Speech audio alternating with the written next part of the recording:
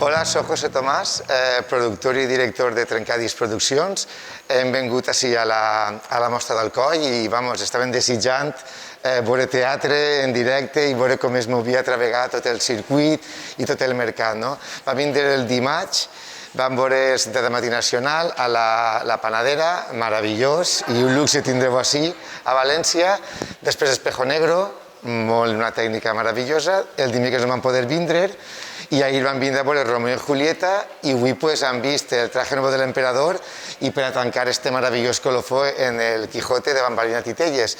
I res, ha sigut una experiència, com sempre, al Alcoi, és una experiència molt, molt bona i molt positiva i esperant arrencar i començar ja en ritme totes les temporades i que tot el món comenci a treballar.